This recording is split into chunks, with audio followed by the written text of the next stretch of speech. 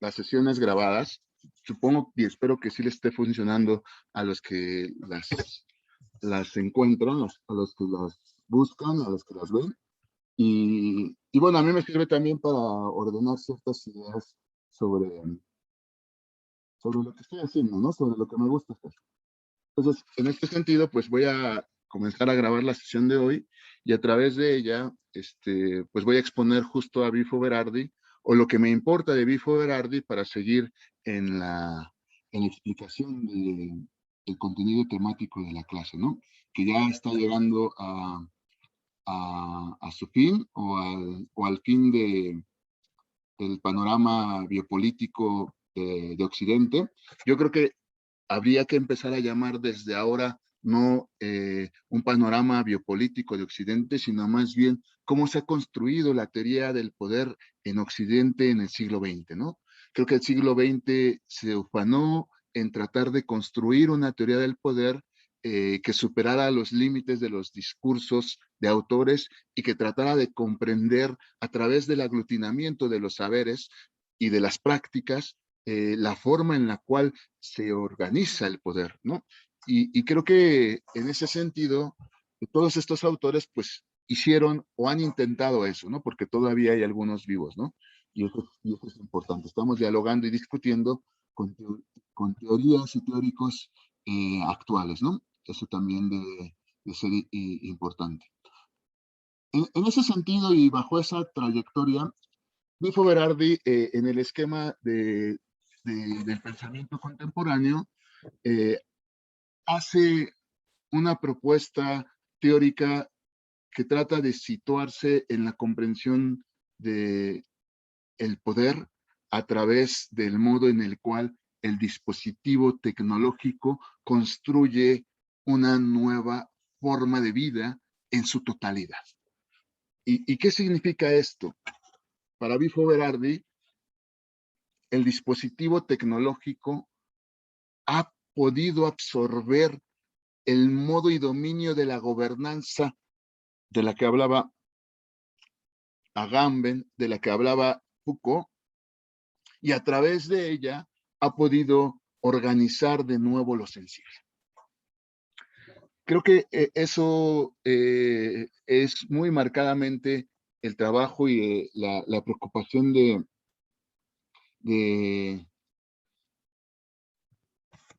de Bifo, pero creo que esto se puede aclarar un poco más si lo vamos entendiendo de manera más concentrada en los acontecimientos contemporáneos.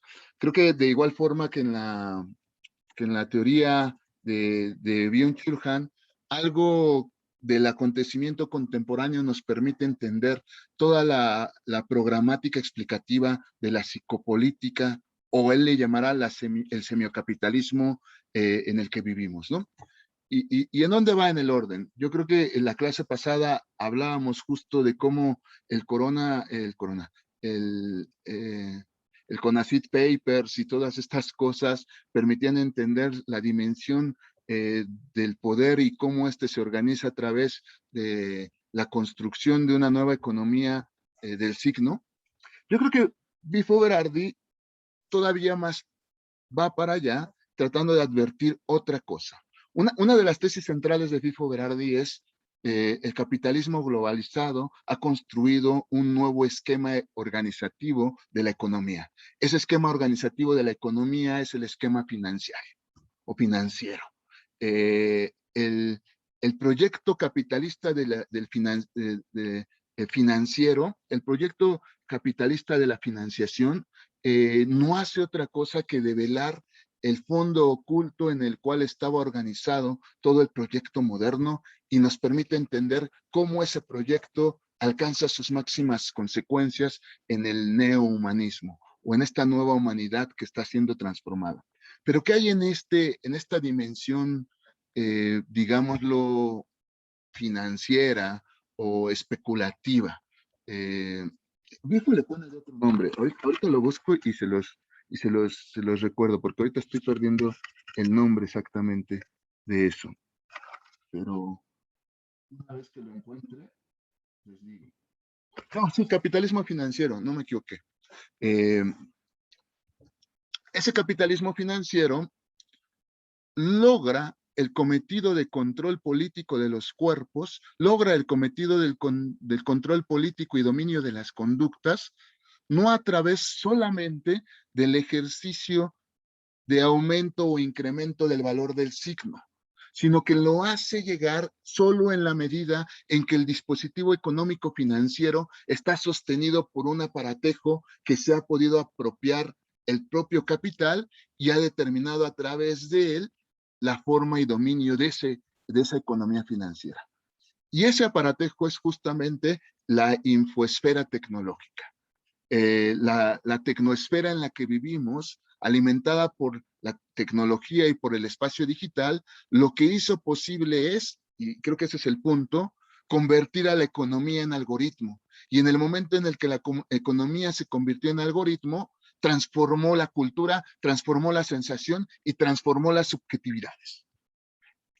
Si eso ocurre, entonces, digámoslo, el problema de la realidad biopolítica o política actual no está solamente en el modo en el cual se han producido contenidos, se ha convertido el mundo en un dominio psicopolítico, sino está en el modo en el cual la tecnosfera del capital digital actual está removiendo la totalidad de la humanidad.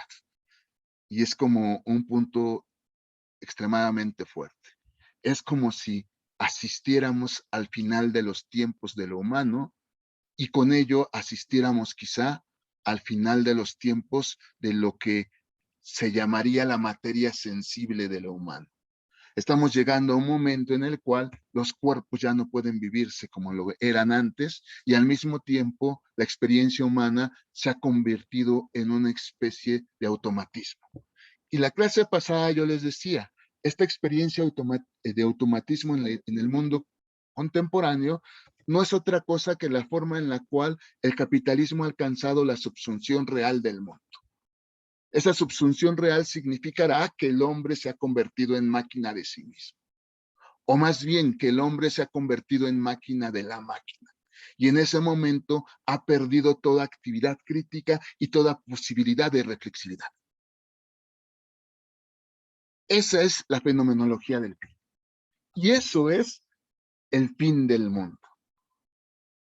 Ese me parece es el punto de Bifo. ¿Y qué extrae de qué extrae de esta tesis principal? Lo primero que va a extraer es un grado de afectación a la forma en la cual se vivía la cultura. Un grado de afectación y transformación en la cual se vivía la subjetividad. Por eso él va a proponer, en realidad, que estamos llegando a una era de la subjetividad norteamericana. Pero cuando hablaba de una subjetividad norteamericana, hablaba de una forma de codificación de la experiencia humana guiada por la dispositividad, por los dispositivos tecnológicos digitales. Estamos asistiendo a una transformación del modo en el cual se produce la semiosis lingüística. Estamos asistiendo a un modo de transformación del modo en el cual se vive la propia infoesfera cultural. Y todo eso no hace más que reverberar en la experiencia de que estamos asistiendo a un lugar en el cual el propio cuerpo y su vivencia como cuerpo está asistiendo a profundas transformaciones. Entonces, con esto ya se queda totalmente en claro qué es la fenomenología del fin. La fenomenología del fin es la fenomenología del final de lo humano como lo habíamos entendido. Y también es la fenomenología que quizá en el orden de vida más exasperado, lo único que marcaría no solamente sería el final de lo humano, como lo hemos entendido, sino quizá también el fin de los tiempos. Y cuando yo planeé esta clase, esta sesión, yo pensaba en dos cosas. Una que hizo una chica, una alumna muy bonito la clase que hizo ella. Bueno, no hizo una clase, hizo una exposición de algo muy bonita. Y bueno, ahorita platico de ello. Y hablaba de los recientes hechos que habían ocurrido en la política mexicana a la que se le dio atención, ¿no? Recuerdan, no sé si recuerdan, hace 2 o 3 días ocurrió un problema muy fuerte con los videojuegos, ¿no? Y de hecho comenzó la propaganda que tenía que ver con no consuman videojuegos como tales, porque los videojuegos como tales naturalizan la violencia, no sabemos lo que hacen nuestros hijos y cosas de esas, ¿no? Si nos quedamos inscritos en esa materia, no estamos llegando al fondo del problema. El problema real para Bifo Berardi no son el tipo de contenidos de los videojuegos, no son las formas de videojuegos o el modo en el cual los sujetos se integran en el videojuego. El problema real es lo que ocasiona el dispositivo tecnológico digital en la experiencia sensible y mental de los seres vivos. Y eso es lo que le permite decir, bueno, estamos llegando al fin de lo humano, pero también de lo humano como lo habíamos entendido, pero también una prueba de que estamos llegando al fin de los tiempos es justamente que pareciera ser que las masacres y la forma de violencia patrocinada por la tecnología es una consecuencia más de esta era en la cual ya no hay posibilidad de atención al otro, en la cual ya no existe la empatía, en la cual se ha roto el camino de lo indescifrable que articulaba una de las experiencias posibles de lo humano. Y ese es justamente el final de los tiempos, ¿no? El momento en el cual el hombre, el ser humano, ya no tiene espacio para percibir al otro. Y es ahí donde justamente en la imposibilidad de percibir al otro, el otro se puede destruir sin ton ni son, e incluso ni siquiera tenemos capacidad para percibirnos a sí mismos. Y en ese sentido, también nos volvemos objeto de un conjunto de enfermedades que terminarán produciendo el suicidio y las masacres colectivas en las que vivimos. Bifo Berardi tiene un texto que se llama Héroes. En el texto de Héroes habla de los nuevos héroes, pero los nuevos héroes son personajes de la vida social que han llegado a la destrucción total de sí mismos y del lugar en el que se encuentran. Los casos particulares pues son justamente las escuelas, hasta hay una película, si recuerdan, donde la película creo que se llama Elefante, creo que es la de Elefante, en la que justamente se habla de los asesinatos masivos que tuvieron un niño en Colombia, ¿no? Mató a muchos niños y mató a toda la escuela, ¿no? Y esto se ha venido reproduciendo en escala global, incluso en el propio México, ¿no? De la misma forma, también habla de cómo en los países más avanzados tecnológicamente hablando, se están produciendo suicidios colectivos y las empresas han llegado a a poner en el contrato que ya no se les va a dar un seguro de vida si las personas se suicidan. Porque en Corea del Sur, por ejemplo, ya era hace unas décadas muy común que las personas se suicidaran para que las deudas quedaran cubiertas y su familia pudiera recuperar dinero con la muerte. Era más factible y beneficioso para la familia que sus hijos, esposos o gente se muriera y de esta manera, pues dejaran a un lado las deudas. Bueno, eso es lo que sucedía. Y lo que dice Bifo Berardi, esto no hay que explicarlo como un punto de la cultura contemporánea, sino esto hay que explicarlo como un momento más del trazado de esta nueva infoesfera tecnológica, del semiocapitalismo. El semiocapitalismo está construyendo de otra manera lo sensible, de otra manera lo inteligible, de tal modo que hace que sujetos como esos tengan la incapacidad de poder percibir su vida y de percibir la de otro. Y en ese sentido, estamos en la era de la destrucción. Estamos en la era del nihilismo puro.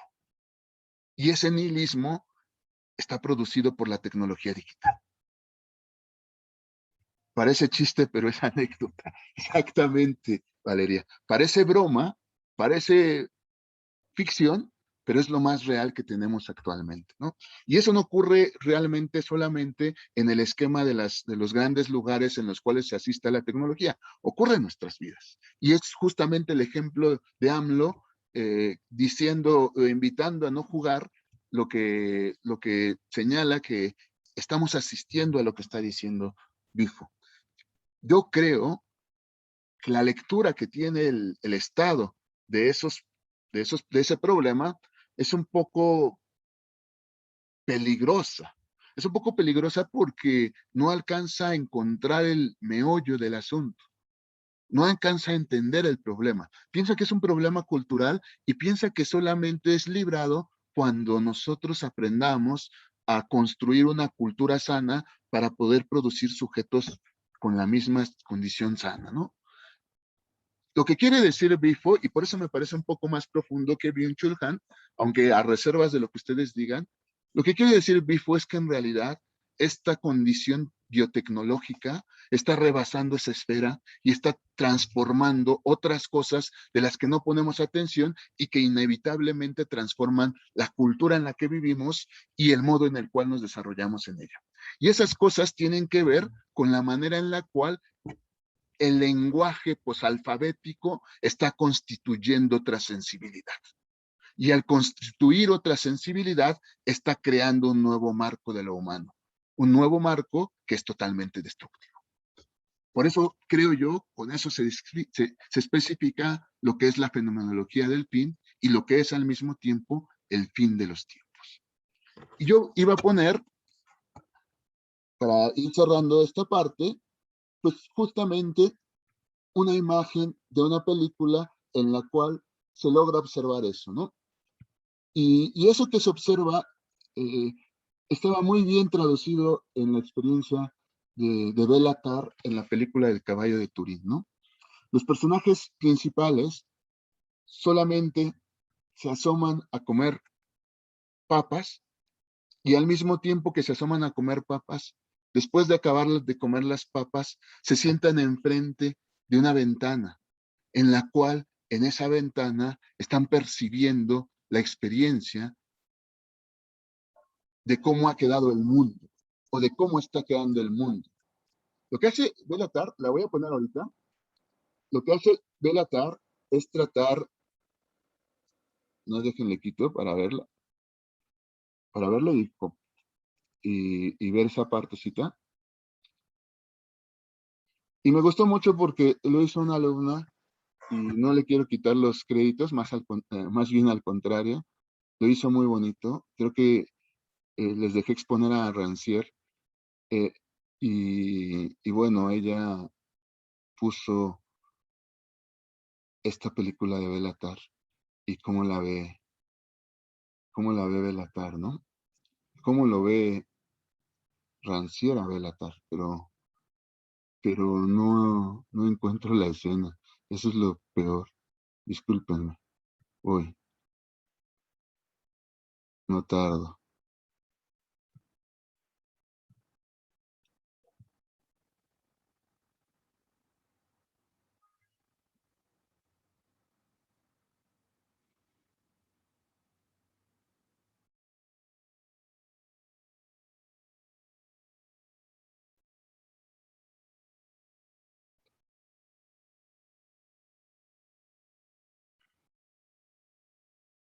Los sujetos no hablan mucho en la película.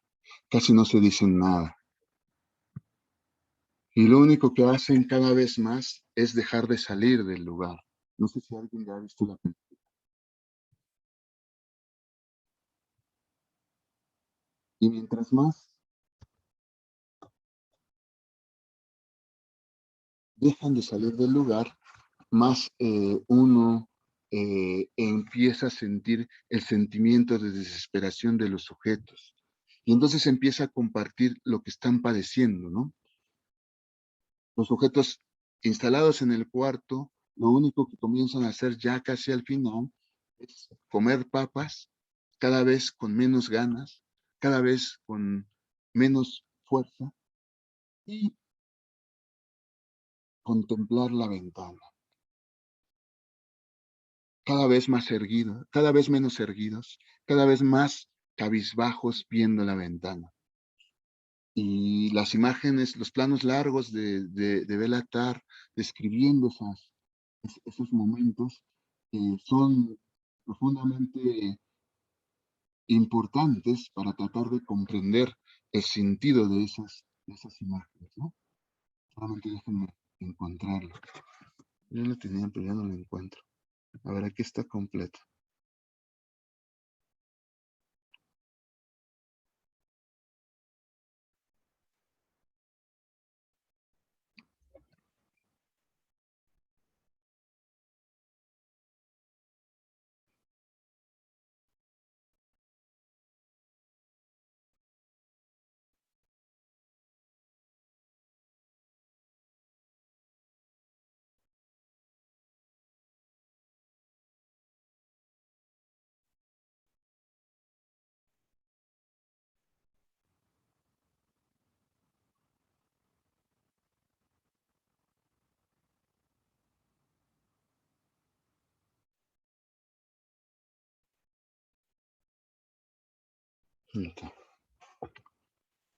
Todo se escucha, todo se está grabando.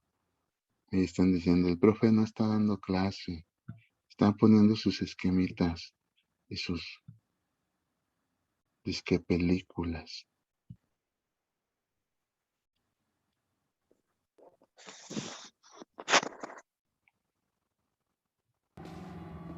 Y esa es la ventana, ¿no? Y eso es lo que hacen casi siempre al final. Y mientras más pasa el tiempo, más están frente a la ventana y más están con su cuerpo flexionado, llenos de tristeza y desesperanza. Pareciera que lo que ven en la ventana es el fin de los tiempos.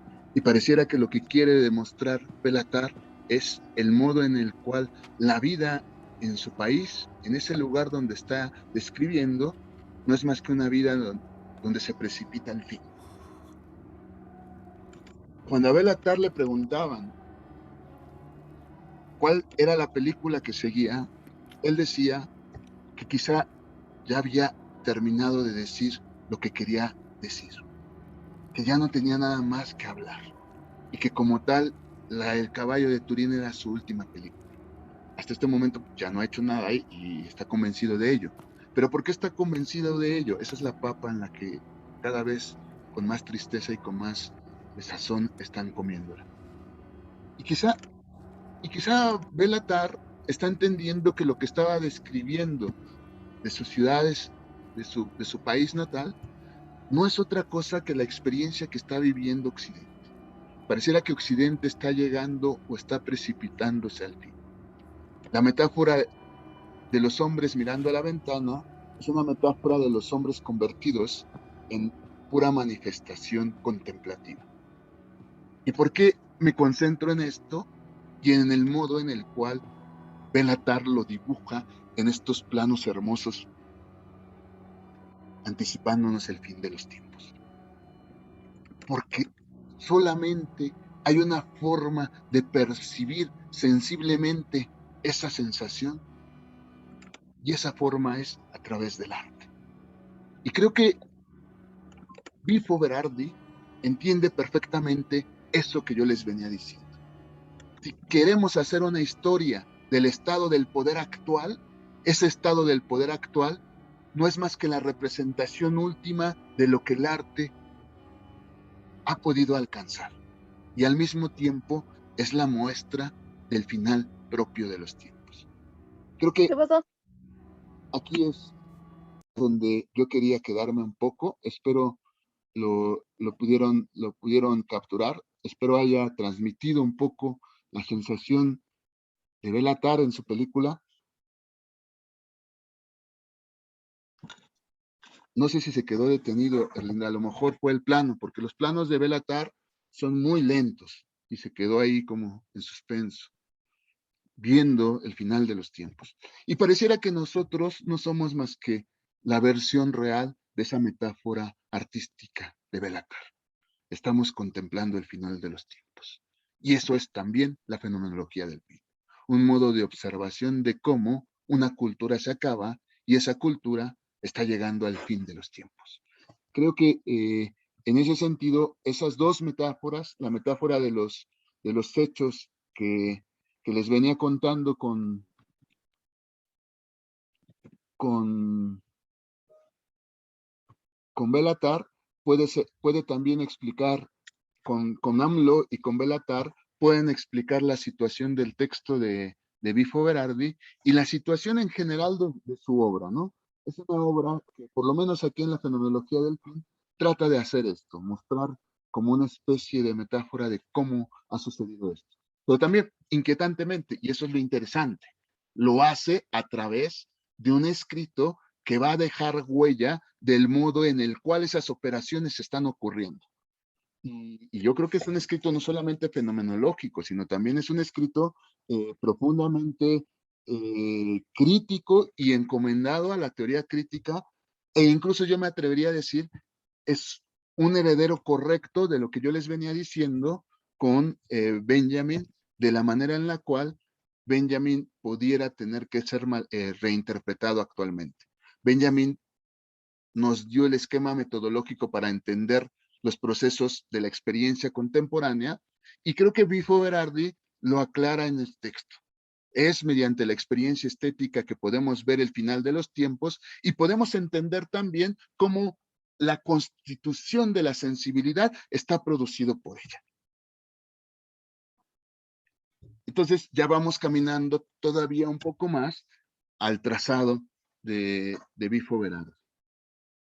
Un texto dedicado al final de los tiempos, pero un texto dedicado también al modo en el cual la producción estética ha anticipado ese final de los tiempos. Y no solamente lo ha anticipado, a veces ha participado para que se produzca el final de los tiempos. Recuperemos entonces las otras ideas que yo vengo diciendo. Es el capitalismo tecnológico digital avanzado el que se ha apropiado de la forma del algoritmo para continuar el poder económico mediante otras fuentes, y ese es el lugar en el que estamos, y es al mismo tiempo la explicación estética la que nos permite llegar a entender por qué la economía técnico-digital pudo llegar a la absolutización del financiamiento como esquema normal de la economía mundial. Y eso es justamente lo que vamos a hacer o vamos a tratar de hacer ahorita, ¿no? Tratar de hablar un poco cómo la infosfera tecnológico-digital económica está sostenida y apoyada por el modo de constitución estética de la historia de Occidente. La historia de Occidente no hizo más que sublimar la experiencia. Y en la sublimación, cada sublimación artística lo único que hizo posible es hacer espacio para la llegada de la sublimación técnica digital. Esa sublimación técnico-digital se desprendió del cuerpo y convirtió el cuerpo en una organización maquínica con la realidad tecno-digital de la que vivimos. En el momento en el que eso ocurre, pues nos convertimos en autómatas. Entonces, en este sentido, el texto de Bifo Berardi, ya regresando un poco a él, se divide en, digámoslo, tres partes, que son de las que leyeron solamente dos. Pero bueno, las tres partes son interesantes, porque en la primera parte nos va a tratar de trazar una comprensión de la que vamos a hablar ahorita, de la manera en la cual se asistía a la experiencia semiótica en el mundo antes del mundo tecnológico digital, y después va a ir abriendo puertas para entender lo que pasó en la experiencia sensible en el momento de la llegada de lo tecnológico digital. Ese es el primer escollo del trabajo de Bifo Berardi, explicarnos el choque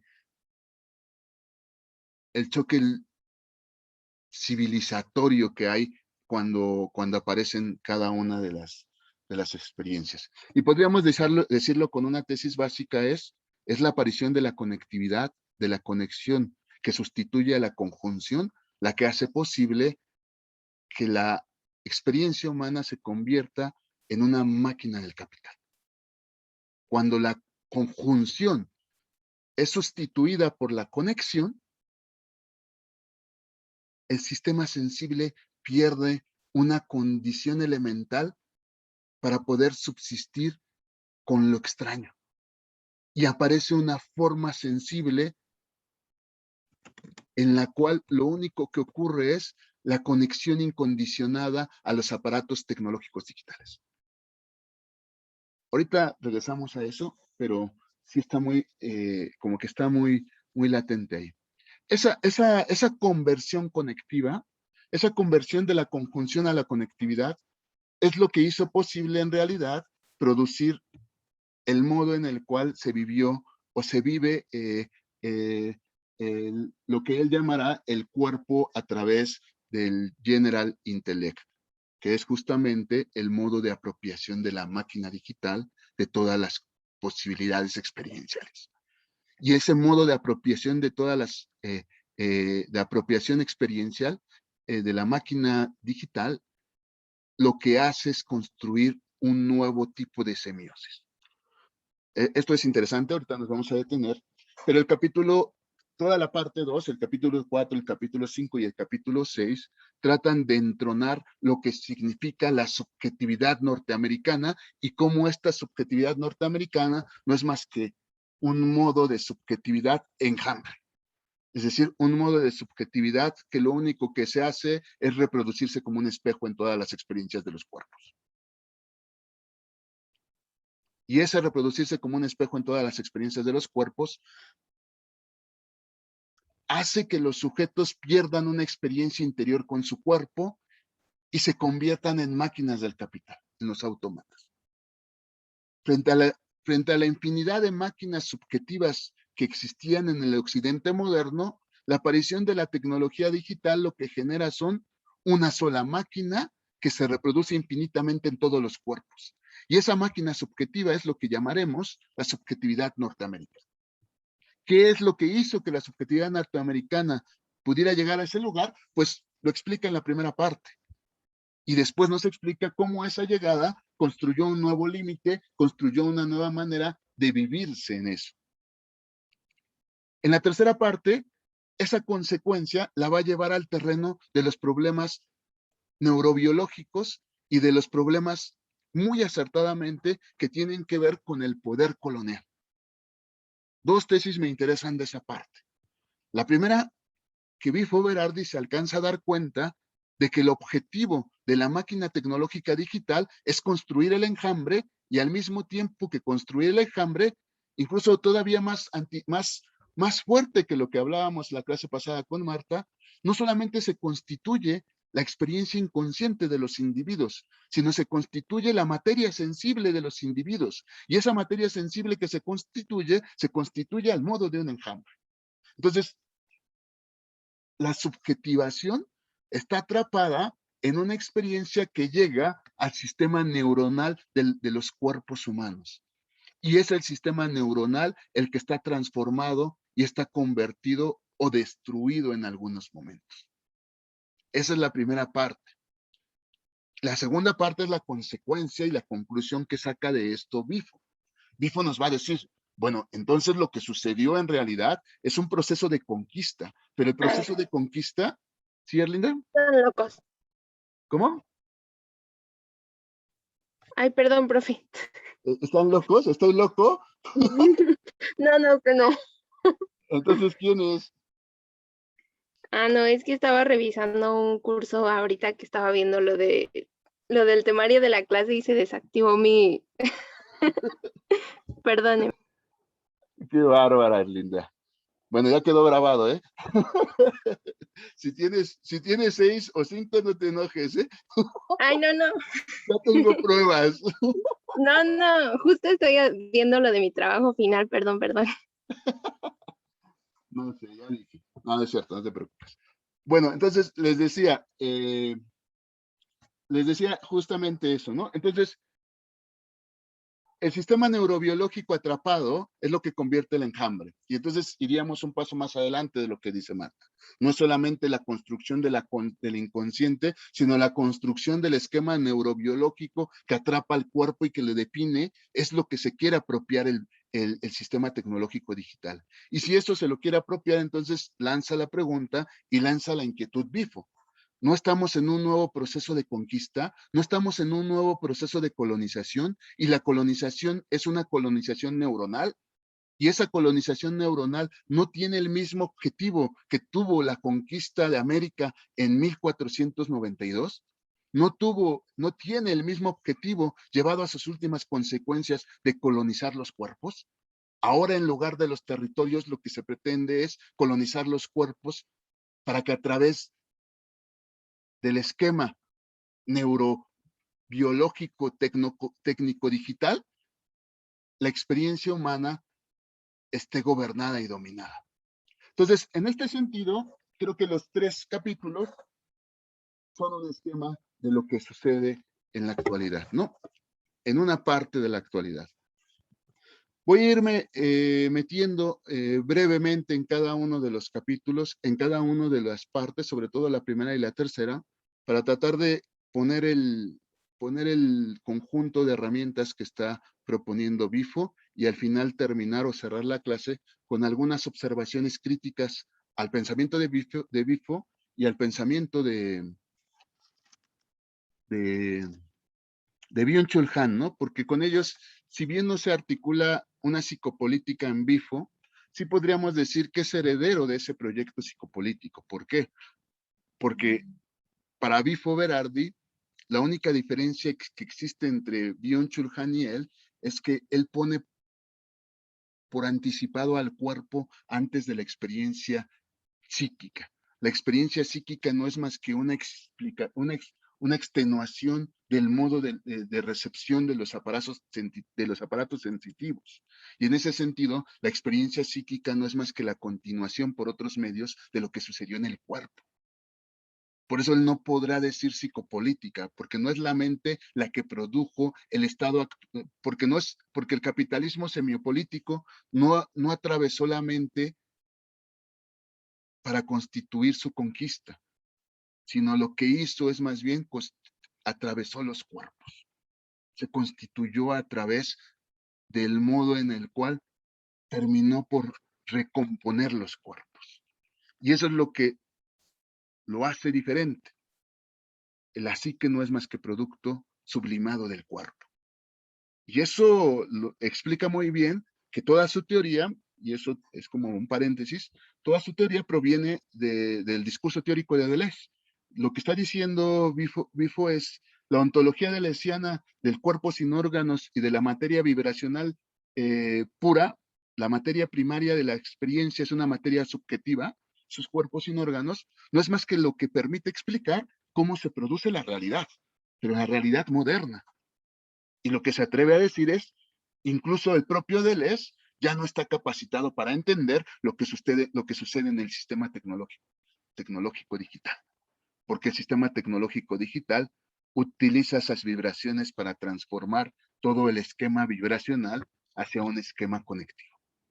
Entonces, ahí hay varias cosas a comprender, ¿no?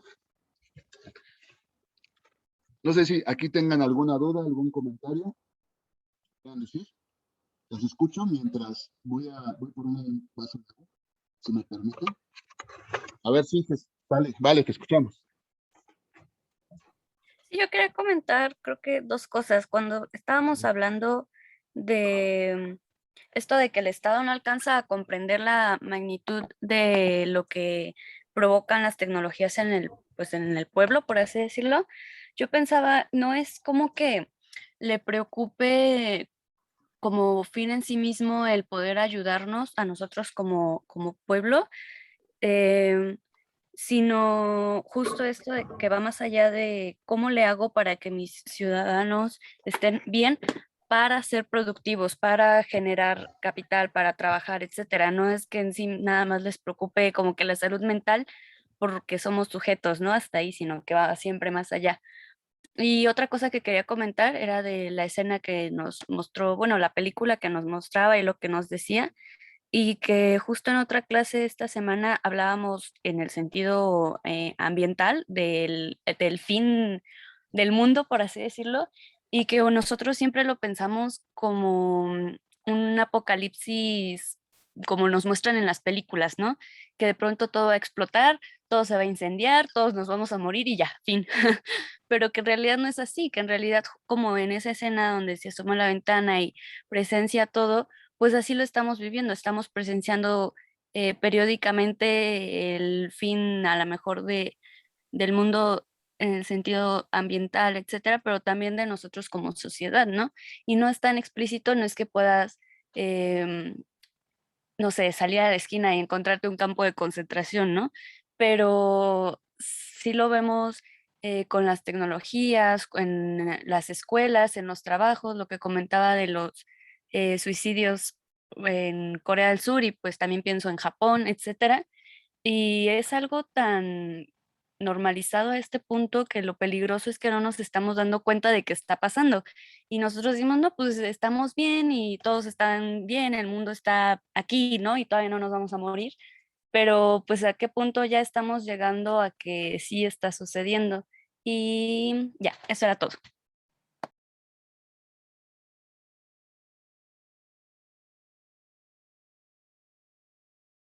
Estoy haciendo mis anotaciones. Muy bien, Valeria. No sé mientras si hay alguien que quiera decir. Y creo que es uno de los fondos de Bifo. Jesús, sí, te escucho. Yo solamente tenía una pregunta, bueno, dos.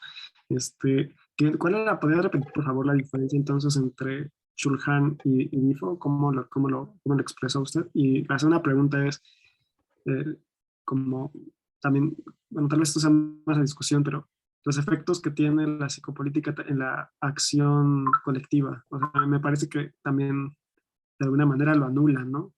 Pero paradójicamente también la activa en cierto sentido, ¿no? Porque también las redes y otros espacios se convierten en nuevos espacios para encontrarse, pero en el sentido de, pues por ejemplo, estoy pensando en estos grupos que usan Facebook para encontrarse y hacer protestas o lo que sea, ¿no? Como ciberprotestas. Ok, ok.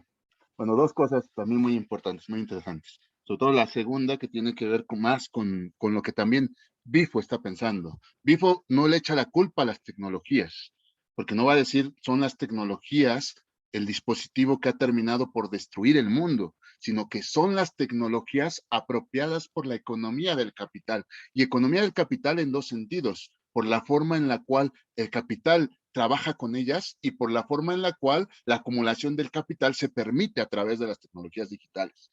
Pero en sí mismas las tecnologías no tienen ese carácter de finalidad, de fin último, sino que es el modo en el cual el estado del poder actual se ha apropiado de la tecnología digital.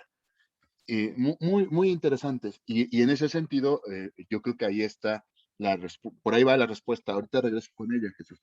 La primera, muy interesante y muy buena, sí, en efecto. Bueno, mi comentario sobre el Estado era un comentario que quería pedirle al Estado que se hiciera cargo de lo que no puede hacer porque a él le interesa seguir la máquina de la reproducción del propio capital, ¿no? Entonces nunca va a poder tener la respuesta clara de lo que sucede en su Estado porque lo que le interesa nada más es la producción dentro de los términos de los dispositivos de gobernanza del mundo.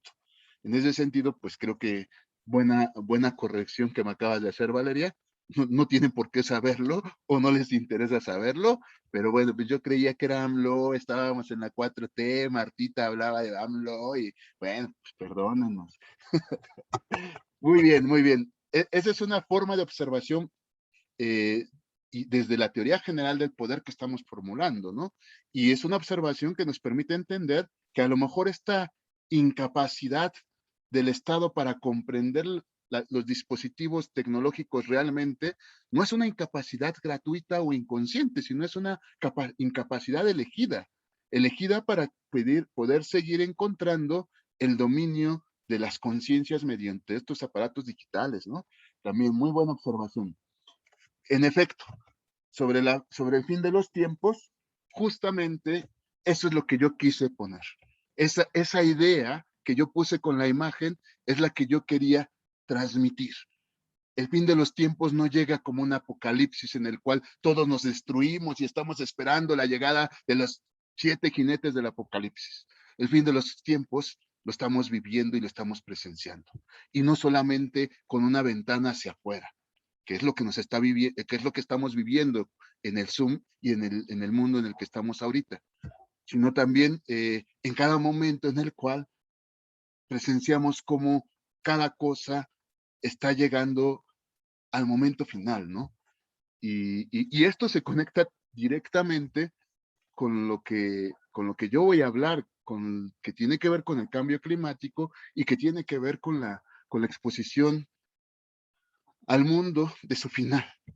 Y así lo quería transmitir. Por eso qué bueno que lo perciben así. Estamos en el fin de los tiempos, pero ese fin de los tiempos no está. Y dos cosas: ese fin de los tiempos no es solamente un momento de contemplación, sino también es un momento para comenzar a pensar que debemos de salir de ese marco de contemplación en el que estamos. Y bueno, comenzar a hacer cosas, comenzar a discutirlas, comenzar a hacer teoría, discurso sobre lo que está sucediendo, es el primer momento para invitar a que las cosas no se den como se están dando, ¿no? Entonces, de ahí también la necesidad de pensar, pues, todos estos estados del poder.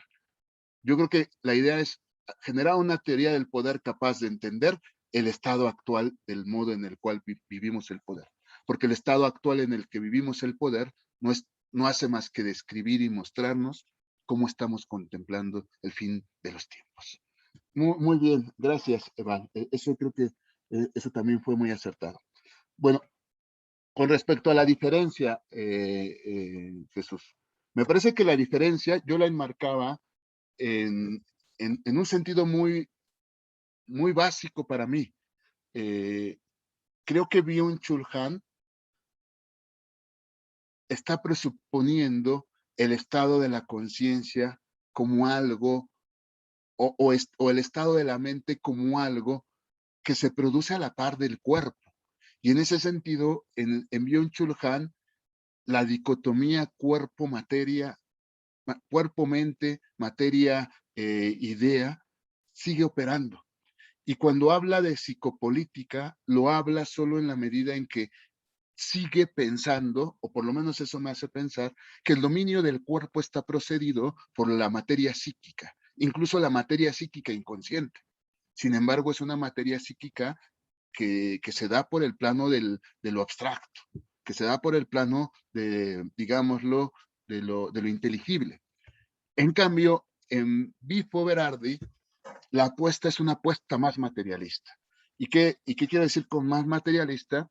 Quiero decir que para Bifo Berardi, el estado de la mente es un estado sublimado de la materia.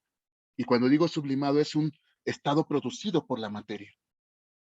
Y entonces, más que pensar en cómo se controla la mente, Bifo Berardi tratará de entender cómo se controla lo sensible, para a través de lo sensible se controla la experiencia humana en su totalidad, incluyendo la mente. Y en ese sentido se vuelve un poco más omniabarcante el estudio del poder de Bifo, porque está pretendiendo explicar cómo se produce la experiencia humana y cómo esa experiencia está siendo modificada por la experiencia digital. Creo que eso es como el marco en el cual yo lo dividiría. Y en este sentido, ya terminando con la pregunta, pues justamente es lo que Bifo Berardi hace en todos sus textos, ¿no? Primero, hace una descripción de cómo a través del marco estético se ha producido todo el panorama de vida en la que vivimos. Pero si la estética es el mundo de lo sensible, si la estética es la distribución de lo sensible, como diría Rancière, entonces en la estética pasan dos cosas.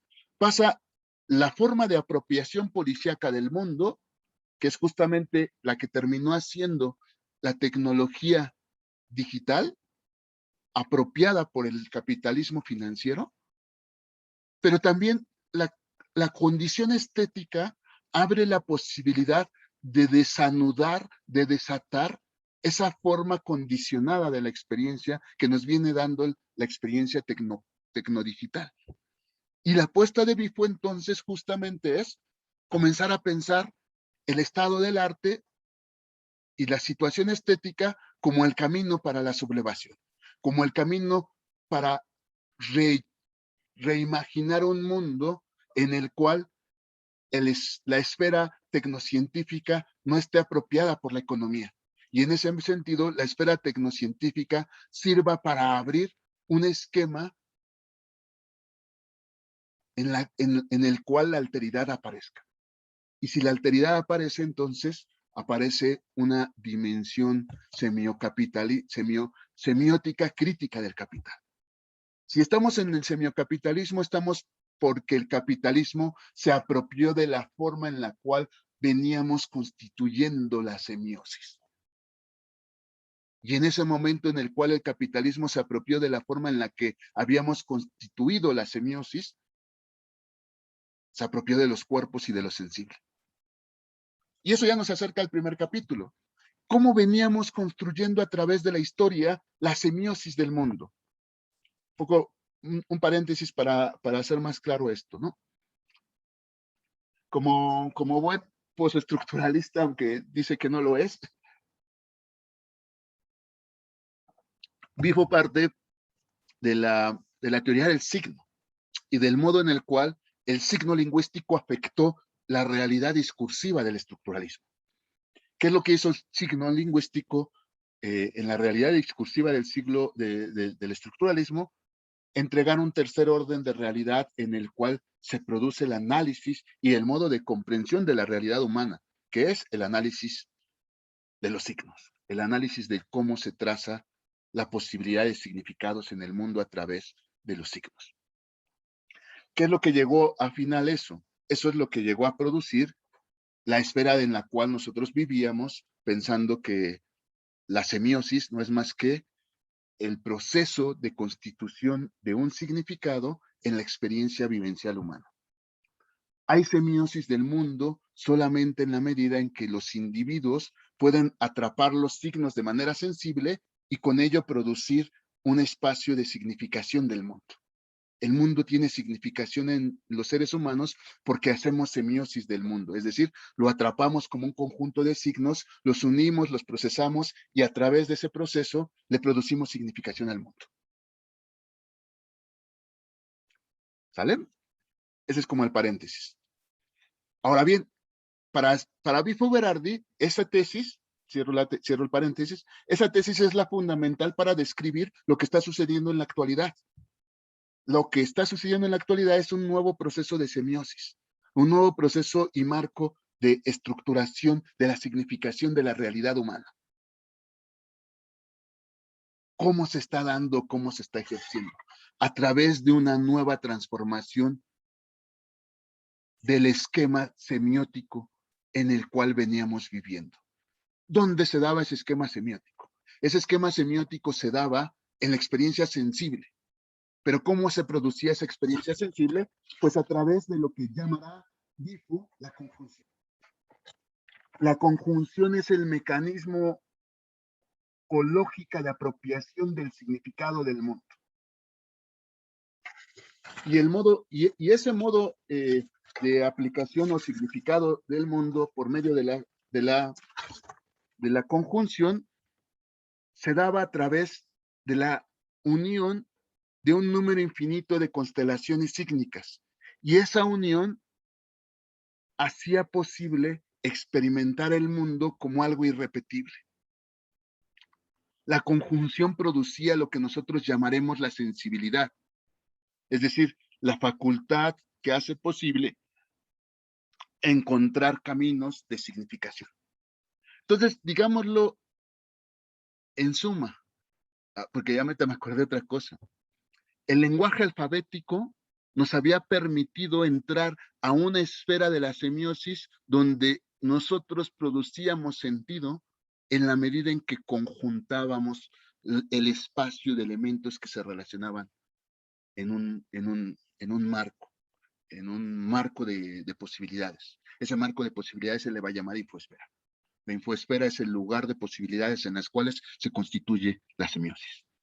La piel y lo sensible estaban atrapados en esa fábrica de la conjunción. La conjunción lo que hacía era atrapar los signos, conjugarlos infinitamente y en esa relación infinita producir una significación. Y eso es lo que producía el esquema de la sensibilidad moderna y el esquema de la conjunción sensible. Ahora, en el esquema de la conjunción moderna, que es como algo que señala muy marcadamente Bifo, siempre hay espacio para lo irrepresentable. Siempre hay espacio para lo que no puede encontrarse. Siempre las palabras sobran. Y siempre hay un estado de excepción, o más bien un elemento excepcional que se vuelve incapaz de producirse una semiosis completa. Es lo que los estructuralistas llamaban la casilla vacía o la casilla excepcional, que funciona como un operativo que nos permite abrirnos a otra cosa que está rebasando la semiosis. Digámoslo así, en la conjunción hay un elemento de la unión que siempre queda disperso o desajustado. Y eso que queda disperso o desajustado es lo que propicia o posibilita siempre que haya encuentro con lo extraño y con lo indeterminado. Él va a decir, por eso existe poesía.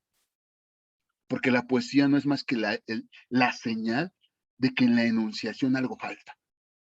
Y en la medida en que algo falta en la enunciación, en el acto poético, asistimos a la conjunción porque esta nos revela el marco de referencias semióticas y al mismo tiempo lo que le falta a la experiencia.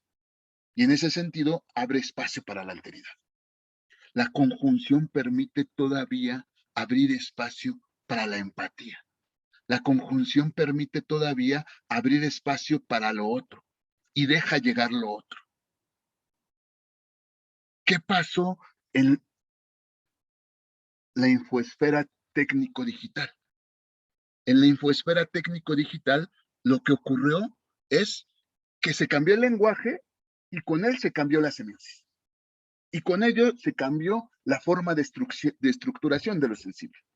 Pasamos de la conjunción a la conexión y pasamos del lenguaje alfabético al post-alfabético, al del algoritmo. Cuando eso sucedió, ya no estamos en el esquema sensible, sino estamos en el esquema sensitivo.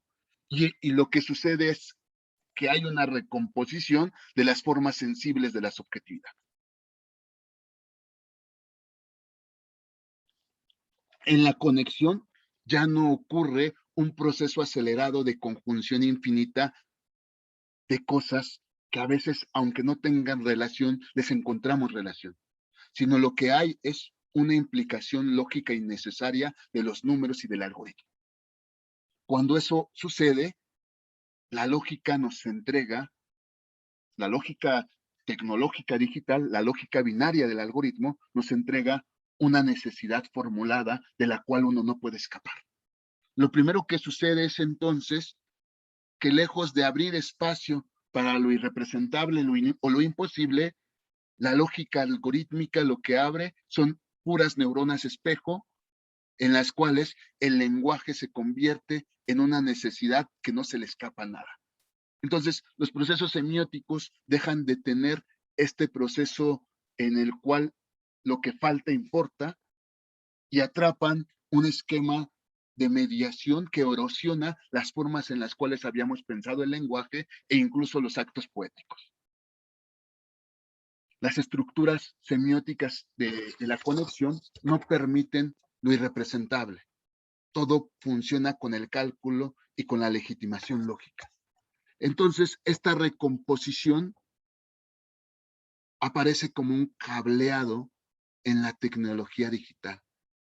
Y entonces, lejos de vivir una experiencia personal sensorial del mundo a partir de la semiosis lingüística, lo que vivimos es un formateo en el campo del saber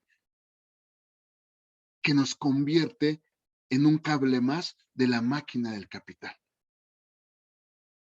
en un algoritmo más. Y eso que sucede, pues pierde algo de la infoesfera moderna que le interesa a Bifo. que es justamente la pérdida de la alteridad. Y con ello, la pérdida de la contingencia y la pérdida de toda posibilidad de cambio.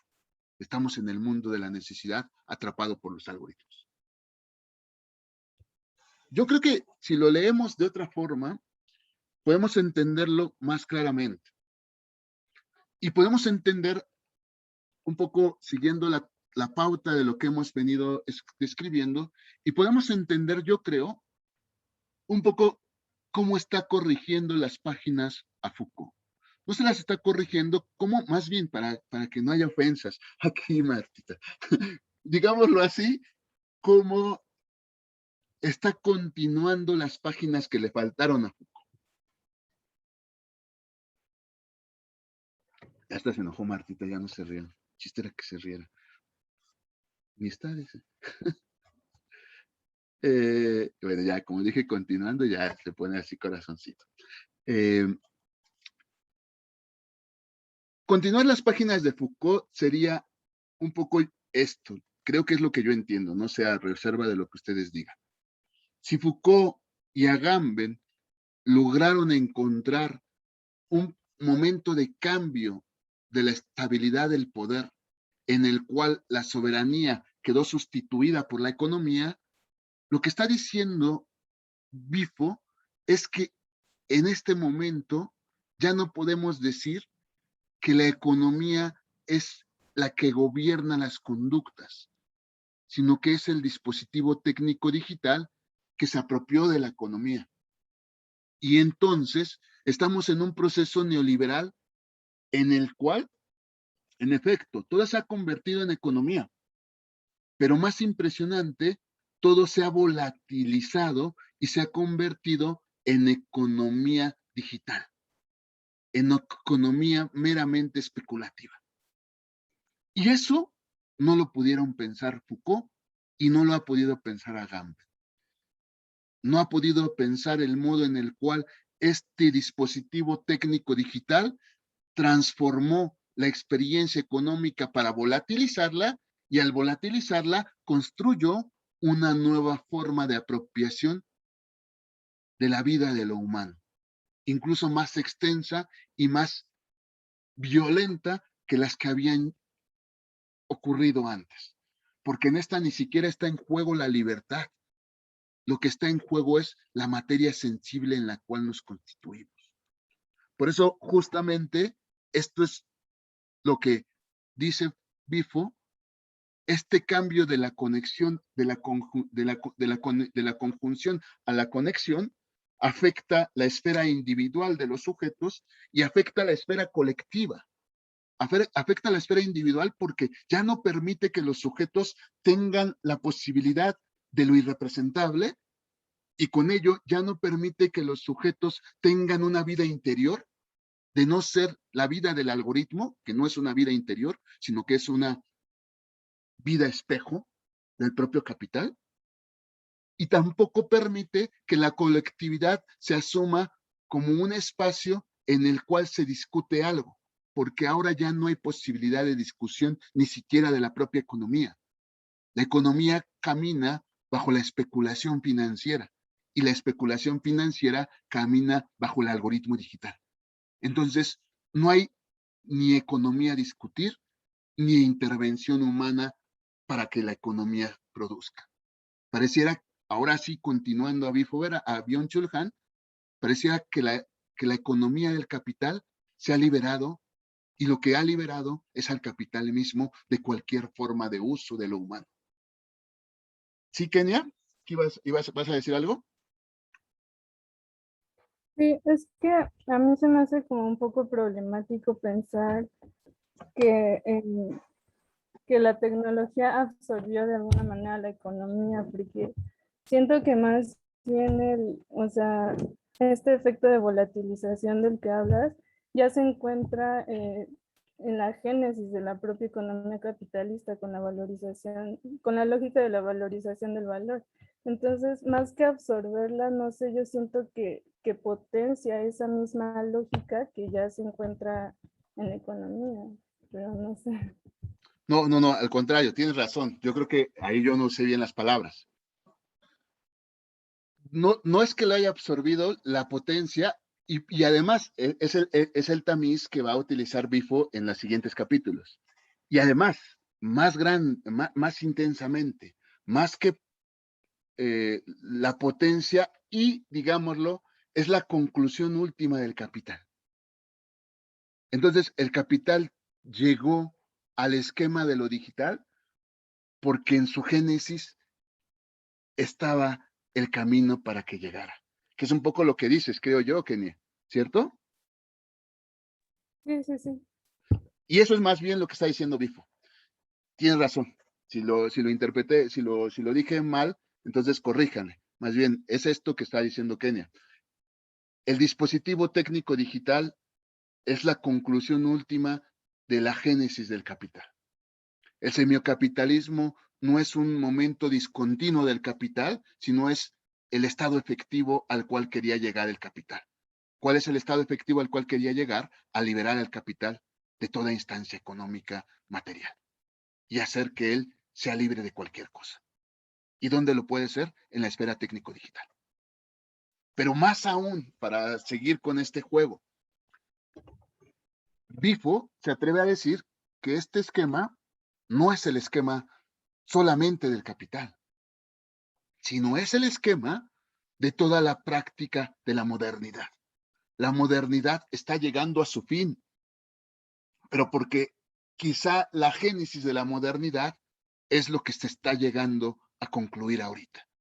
Y por eso el segundo capítulo y el tercer capítulo van a tratar de hacer un trazado para explicar cómo la estética y cómo las aportaciones artísticas también iban bajo ese camino de la sublimación y de la abstracción.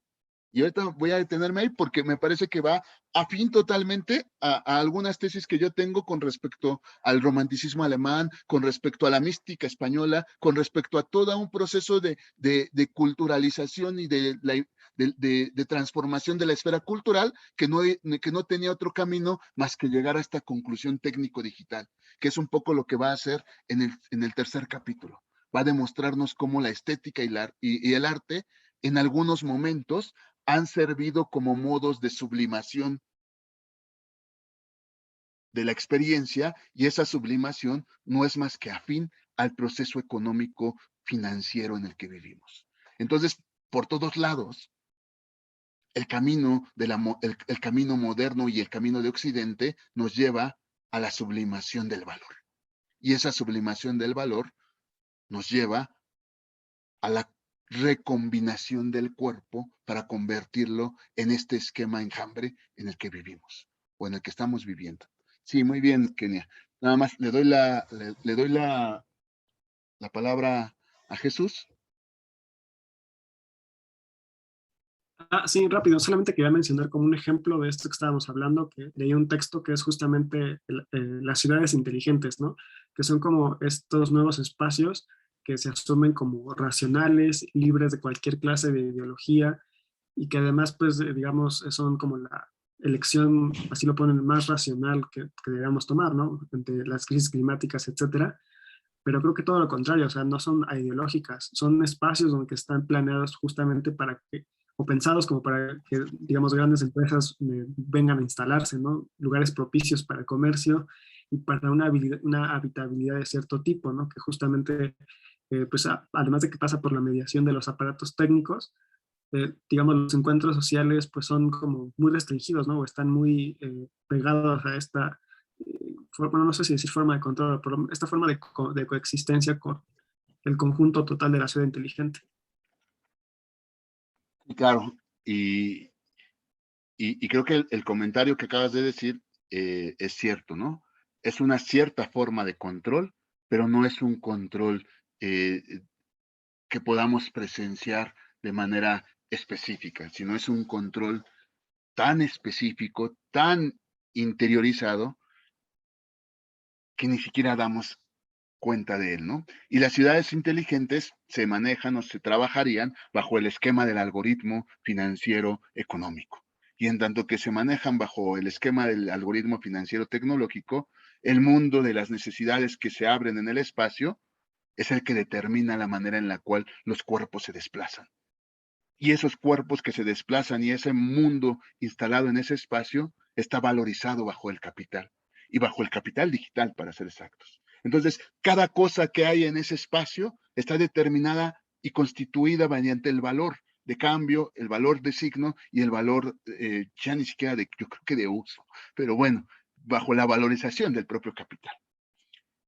Y quizá lo que estás diciendo es lo que tiene que ver con las palabras, con lo muy comúnmente llamado la gentrificación. La gentrificación es el esquema en el cual la valoración se produce solo en la medida en que la ciudad misma se ha convertido al esquema económico del capitalismo financiero. Y eso me parece que es un muy buen ejemplo, Jesús. Las ciudades inteligentes, pues, son también ciudades gentrificadas, ¿no? O no sé yo. Siguiendo en el trazado de esto, entonces, esta afectación de lo sensible afecta también al mundo subjetivo. El mundo subjetivo es transformado. La espiritualidad de cada época es afectada por esa transición tecnológico-digital. El mundo o la espiritualidad rusa padece ciertos problemas en la integración de este esquema digital. El mundo y el esquema coreano padece ciertos problemas en la integración de este esquema digital. Asimismo sucederá con el mundo japonés, que él dice, ahí se crea una imagen, él dice el nombre, ¿no? Un formato de vida que no solamente se vive ahí, sino se ha convertido en el esquema de vida o en uno de los esquemas de vida dominantes en la experiencia contemporánea, ¿no? ¿Y qué es esto que viven los chicos, ¿no? Las niñas o los niños, o lo que viven, no sé si ustedes sean niños, niñas, esta cultura de la manga, esta cultura del japonés, esta cultura del otaku, esta cultura, ay, es que no recuerdo el nombre, estoy buscándolo. El hikikomori, ¿no? Hikikomori, ¿no? Que es justamente una figura en el modo en el cual las subjetividades se están estabilizando.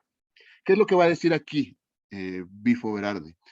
Si la materia sensible está siendo codificada por el arsenal tecnológico digital, entonces también lo que está ocurriendo en la esfera de la subjetividad es que esta está constituyéndose de una forma distinta. Los procesos culturales que habían enmarcado y determinado las formas de apropiación subjetiva están transformándose. Y esa transformación está haciendo aparecer un nuevo devenir. Ya no un devenir que tiene que ver con una subjetividad propia, estabilizada y organizada a partir de las relaciones que uno guarda con la cultura, sino un devenir americano o norteamericano en el cual la subjetividad se ha convertido en algo estandarizado. Y esa estandarización lo que hace es fijar un espíritu específico para todos los cuerpos, donde lo que se ve aparecer es la aparición de lo nehumano, de lo nuevo, de un nuevo orden humano en el cual ya no estamos viviendo la experiencia de la cultura como la habíamos vivido.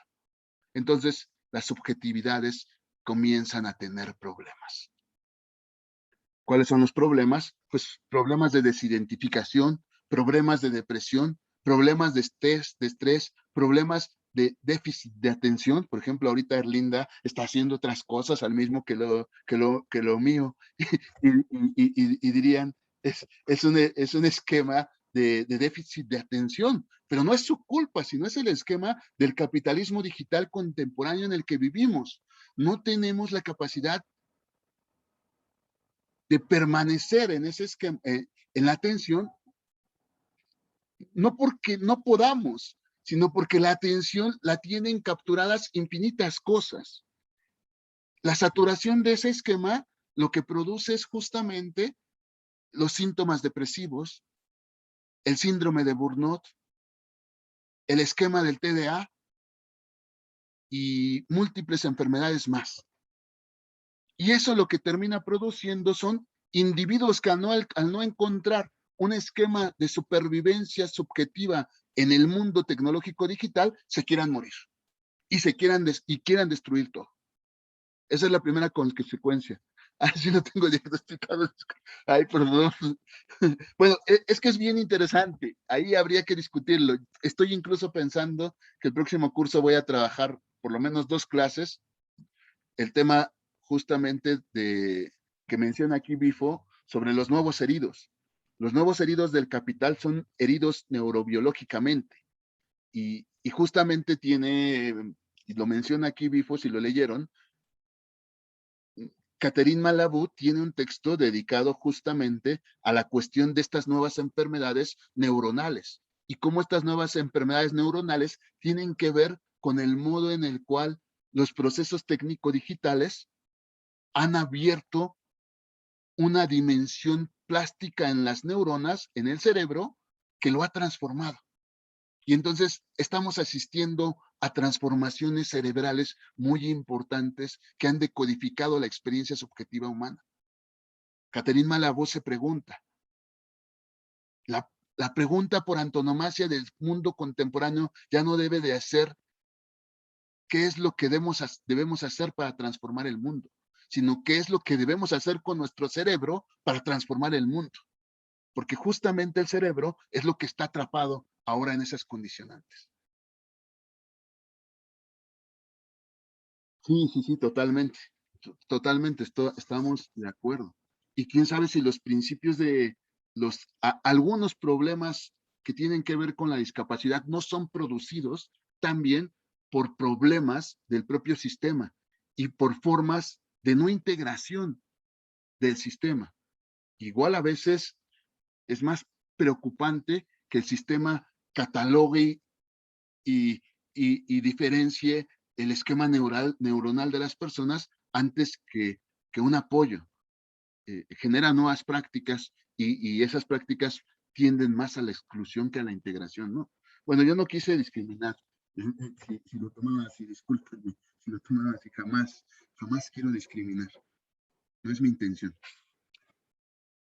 Y si lo tomaba así, también discúlpenme. No, creo que no, ¿verdad? Ok. Bueno, entonces, sí, siempre hay posibilidad de detenerse un poco porque qué tal si estás diciendo malas cosas. ¿Qué es lo que tiene este devenir americano que hace posible, primero, que las subjetividades se conviertan en un enjambre? ¿Qué es que las subjetividades se conviertan en un enjambre? Básicamente es la necesidad de que ya no hay una subjetividad, sino hay una subjetividad estandarizada que se repite en todos los cuerpos. Entonces, se ha muerto la subjetividad.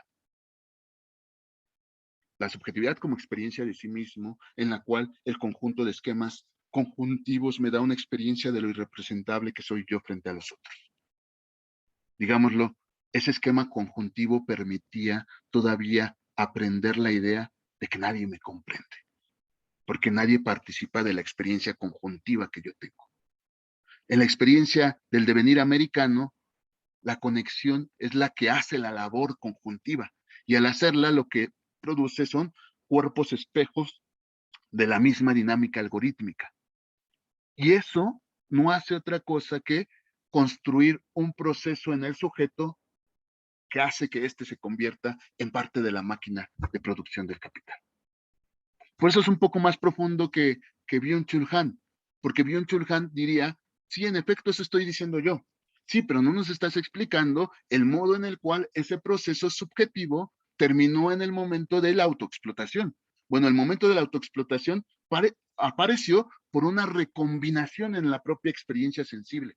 Fue la experiencia sensible la que se fue transformada, que llevó al individuo a ni siquiera a ser incapaz de pensar en la autoexplotación, sino el algoritmo dominando la experiencia determinó la conjunción del cuerpo y la determinación en la cual el cuerpo se iba a actuar. El cuerpo solamente es una máquina del capital. Por eso Bifo dice, es la subsunción real el mecanismo que estoy describiendo en realidad. Si la subsunción formal era el momento en el cual los cuerpos humanos se integraban a las fábricas del capital para poder producir algo, en esa subsunción formal había todavía un espacio de diferencia en el cual el sujeto podía verse alejado y distante de la máquina de explotación. En la subsunción real aparece el momento en el cual somos parte de la máquina sin capacidad de tomar distancia. Hemos sido apropiados por la máquina. Y ese momento de apropiación es lo que él llamará el semiocapitalismo. El semiocapitalismo no es más que la llegada al mundo de un dispositivo lingüístico tecnológico que constituye un esquema estandarizado para todos los sujetos.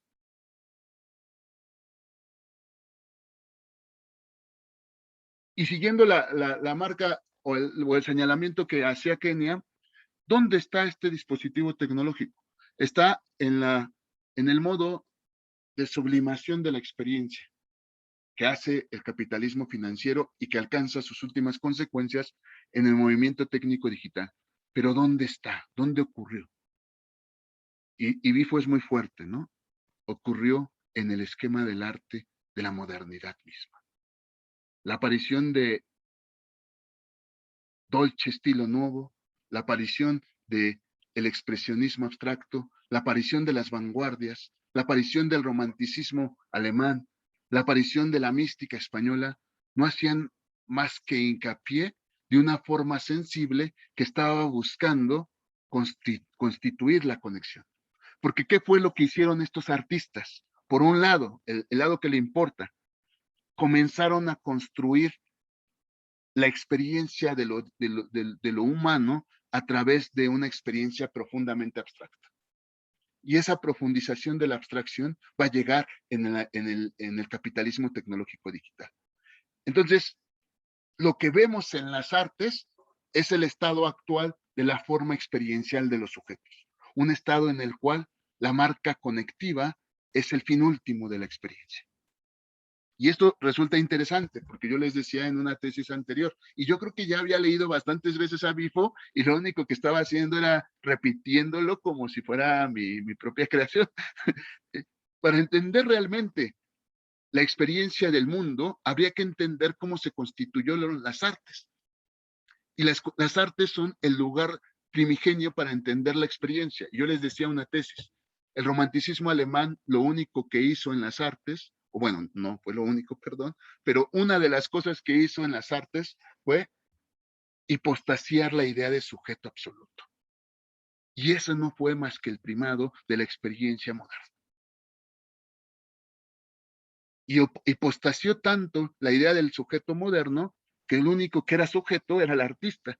Y esa hipostación del sujeto moderno le llegó a entregar un plano de la verdad y un plano para entender la creatividad y la reproducción del artista.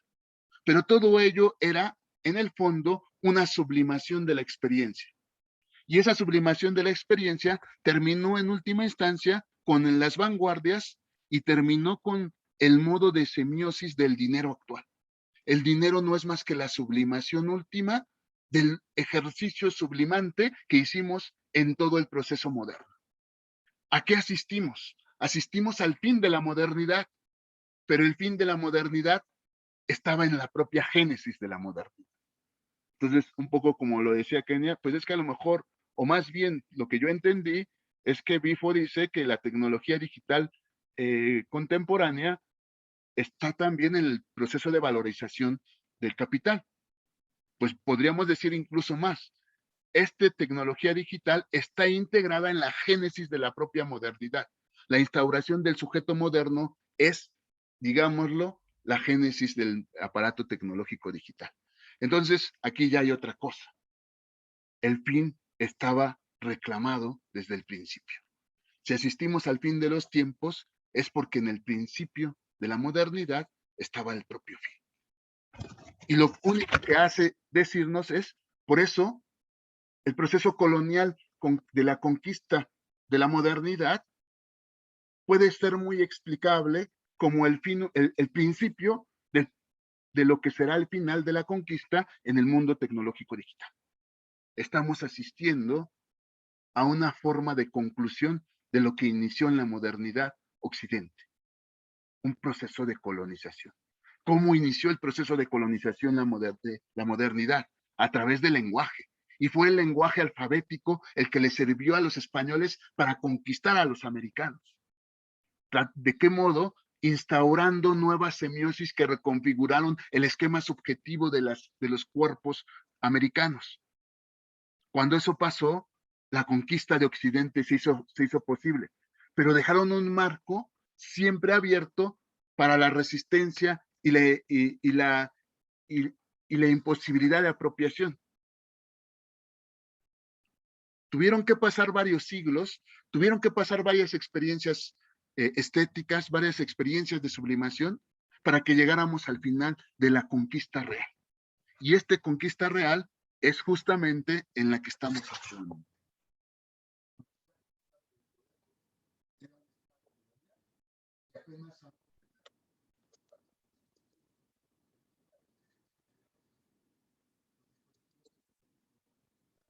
Profe, Perdón. ¿Ya nos escuchaba? no se escucha. ¿Ya se escucha? Sí, ya. Lo que pasa es que puse mi cuaderno aquí, entonces puse el cuaderno en el audio. Entonces, estamos llegando al momento de la colonización digital, pero este no es más que el principio de la colonización. Pero este no estaba más que en el principio de la colonización. Estamos llegando a la colonización digital, que es el final de los tiempos, pero el final estaba puesto en el principio. ¿Cómo es que llegamos? ¿Y por qué es el final de los tiempos? Porque es el final de lo humano como lo habíamos entendido y es la aparición del autómata bioinformativo. Una máquina que repite la información algorítmica que se le está dando. Entonces, nuestra actividad cognitiva y sensible no es más que una actividad cognitiva sensible conectada. Nadie está realmente a cargo de ningún proceso del poder. Es el capitalismo financiero el que gobierna y domina la experiencia de Occidente. Y creo que eso, en el fondo, en su generalidad, es lo que está tratando de advertir Bifo. La pregunta que se hace Bifo es, ¿cómo salir de ello? ¿Dónde salir? ¿Hasta dónde llegar con ello? Y bueno, me parece que hay una lección muy importante que entender. Los dispositivos tecnológicos digitales están recombinando nuestra experiencia sensible y nuestra experiencia subjetiva, pero seguimos siendo la Malinche de Europa. Y cuando digo que seguimos siendo la Malinche de Europa, seguimos siendo los que no estamos totalmente apropiados por el mecanismo digital. Eso es la primera parte. ¿Qué quiero decir con esto? Bifo habla para nosotros sensibles a los procesos de cambio, pero el 50% de la población de México no tiene estas condiciones en las cuales nosotros estamos viviendo. Y ese sentido es lo primero que hace pensar que seguimos siendo la Malinche, es decir, seguimos participando de una experiencia técnico-digital conectiva, pero nuestra experiencia no está condicionada a la experiencia técnico-digital, sino que siempre hay algo más que nos hace posible guiar entender otra parte. Y otra parte, yo creo que la voy a formular un poco más claramente en la próxima clase. Ahora se me está ocurriendo a transmitirla de manera correcta. Tanto Byung-Chul Han como Bifo Berardi no son capaces de percibir que la esfera técnico-digital o la esfera psicopolítica están sostenidas en una experiencia material desde el principio. Y esa experiencia material tiene que ver con el principio propio del capital, que propiamente no es la valorización del trabajo o la valorización de los cuerpos, sino el principio del capital es la acumulación originaria. Y la acumulación originaria es una forma de uso del territorio, una forma violenta de ocupación del territorio que planteó la posibilidad de toda sublimación. ¿Y qué estoy diciendo con esto? Estos sujetos entienden los procesos abstractos que ha ocurrido para llegar al mundo técnico digital, pero no entienden los procesos materiales que siguen sosteniendo esa abstracción y esa sublimación. Tan no lo entienden que aún a pesar de que escriba en el 2014, que aún a pesar de que escriba Byung-Chul Han en el 2020, son incapaces de entender que todas las transformaciones económicas actuales no tienen nada que ver con la financiarización, sino que estamos en otra época de la economía que ya no son las finanzas, sino estamos en la época de la economía del consenso de los commodities. ¿Y eso qué es? Una economía afianzada directamente en la materia prima, porque es la materia prima la que permite la sublimación. Y al no entender eso, se les escapa otra esfera del poder que es posible o que es necesario comprender. Y bueno, la próxima clase lo voy a traer como más ordenado para que alcance a transmitir esta idea. A pesar de que nos están hablando de un estado del poder que percibimos y vivimos, ese estado del poder del que nos hablan y percibimos y vivimos, no logra ordenar ni explicar todas las violencias en las que vivimos. Nosotros como tercer mundo. Y no lo logra explicar porque en el fondo, tercer mundo vive la violencia más radical, que es la violencia del cuerpo, que es la violencia del territorio. Y esa violencia del territorio es la que realmente está en el principio del capital. Y está en el principio del dominio de Occidente.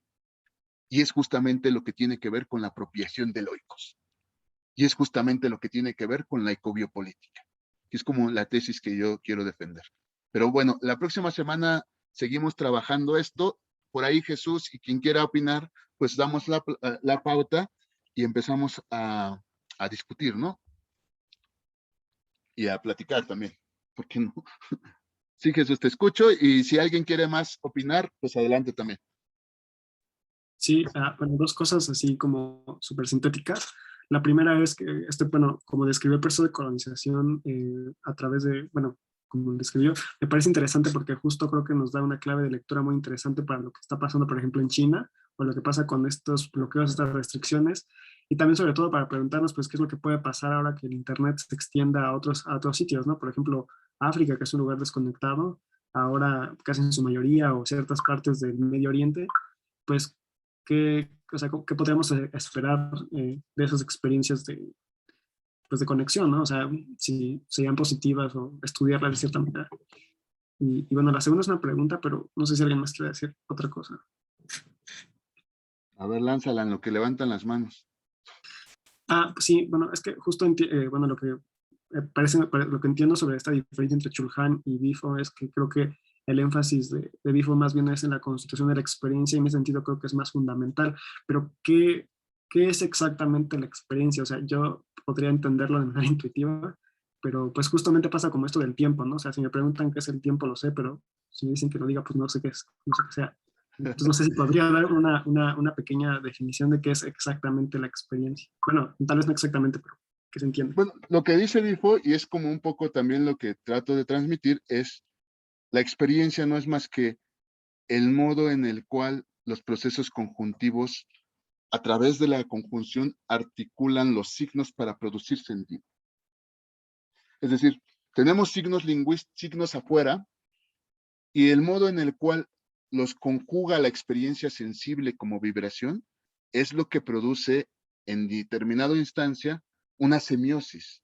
La semiosis es el proceso de recombinación, observación, ordenación y articulación de los signos. Y eso produce en primera instancia una sensación. La sensación es una experiencia. Y esa sensación sublimada generará una idea, generará un significado. Y eso es lo que Bifo Berardi justamente entiende por experiencia. Un modo en el cual el estado de la conjunción produce ordenar los signos que vemos en el mundo. Y ese ordenamiento es el que produce la experiencia. Ahora, pasa algo diferente en el mundo técnico digital, porque la experiencia ya no está condicionada por la conjunción, sino está condicionada por la conexión. Entonces, la experiencia ya no la tengo yo, que conjunté, porque quien conjunta es la conectividad. Entonces, la experiencia está dejada al aparato tecnocientífico. La experiencia es el modo de ordenación algorítmica de la propia máquina digital. Y entonces ahí, digámoslo, la consecuencia última, siguiendo a Benjamin, sería la pérdida de experiencia en su totalidad. La experiencia subjetiva, ¿no? Incluso de experiencia en el sentido kantiano de producción de conocimiento, ¿no? La producción de conocimiento para Bifo es el modo en el cual se conjugan diversos signos y toda la relación de ellos es la que produce la experiencia. Y sobre la primera, creo que la aparición de China y la aparición de la 5G marcan dos cosas. Un intento de dominio algorítmico, pero también una muestra de que ese dominio algorítmico solamente se puede dar mediante la colonización del mundo de la materia prima, del tercer mundo. Entonces, hay dos cosas que suceden en el estado geopolítico actual. Por un lado, Estados Unidos y China están tratando de gobernar y dominar a través de la 5G, y por otro lado, están tratando de organizar ese dominio de la 5G por medio del dominio de la materia prima que solventará a la 5G. Y por eso la disputa política en China y en Estados Unidos no es solamente de quién tiene el dominio de la 5G, sino también quién tiene el dominio del mundo. Por eso China está compitiendo formalmente, directamente y violentamente por tener todas las mineras en el mundo. Porque todas las mineras en el mundo le va a permitir solventar la 5G que pretende imponer como nueva forma de imperio. Y así lo tendríamos que entender. La llegada de un imperio que ha entendido las dos fuentes del capital contemporáneo, la fuente abstracta digital y la fuente material colonial. Y por eso la clave para entender lo que está sucediendo geopolíticamente sería tratar de entender las condiciones tecnológicas que están apareciendo, pero lo más importante es tratar de entender lo que está en disputa en los territorios. Y creo que eso también nos permite entender que el capitalismo ya no es el capitalismo financiero, que el capitalismo ya no es el capitalismo neoliberal, sino que estamos asistiendo a un nuevo proceso económico que yo llamaría neocolonialismo extractivo, más que llamarle neoliberalismo y todo. Y creo que todas esas prácticas que van a acontecer y que vamos a tratar de explicar en el neocolonialismo extractivo superan la dimensión de explicación que están tratando de hacer todos los teóricos actuales sobre el capital. Y al superarlo, los deja incapaces de entender el problema. Incluso estoy hablando del último texto de Verónica Gago, donde está hablando de la dimensión de la razón neoliberal, y bueno, ahí plantea un esquema delincuencial, un esquema informal que está destituyendo al capital. No. Me parece que estamos asistiendo a una época en la cual nuestros conceptos están siendo rebasados por la dinámica del capital, y es preciso renovar los conceptos para tratar de entender tanto la dinámica técnico-digital como la dinámica biopolítica actual. Y yo creo que hay que apostarle a pensar la práctica geopolítica a través del dominio territorial. Es muy claro que todo lo que se está viviendo es espacial, pero bueno, no sé si contesté un poco. No sé si tengan algo que decir, chicas.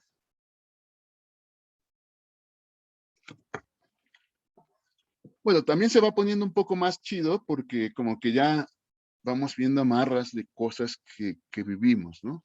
Y yo creo que cada vez más vamos a empezar a hablar de temas más cercanos, ¿no? La violencia actual. Por ahí Kenia quiere decir algo. Pero no podría decirse que esta lógica extractivista también se remite un poco pues al aumento de la industria, ¿no? De los de la materia prima que requiere la digitalización del capital. O sea, es que no sé cómo le estás entendiendo, si de una forma como que más bien las bases de este semiocapitalismo están sentadas en el extractivismo, o Ujú. sí. Sí, eso es lo que estoy diciendo. Por eso, O sea, pues, entonces podríamos decir que podría remitirse ese extractivismo a una forma de intentar, digamos, ay, ¿cómo decirlo? Sí, estructurar esta nueva forma de capital digital. O sea, para eso se requieren las materias primas, ¿no? Para seguir con esta lógica. sí, sí. El problema es que a lo que estamos asistiendo es a un nuevo proceso radical de extractivismo, pero el extractivismo siempre fue la cuna y el fondo de todo poder. Entonces no podemos decir que solamente el extractivismo es el que está produciendo la estructura técnico-digital, sino es el que ha producido toda la experiencia de la modernidad. Entonces, el estructuralismo no está ahora para sostener la estructura técnico-digital, sino ha estado siempre. Entonces, habría que tomar atención de por qué ocurrió esto. Es decir, el proceso colonial de la modernidad de España en América ocurrió porque en realidad lo que había aquí era materia prima y lo que necesitaba España era la construcción extractiva. Entonces, la estructura y el fondo del capital es el extractivismo. No es solamente del momento técnico digital. Es el extractivismo el que permitió el desarrollo de la industria, es el extractivismo el que permitió el descubrimiento del petróleo como fuente fundamental de la energía mundial.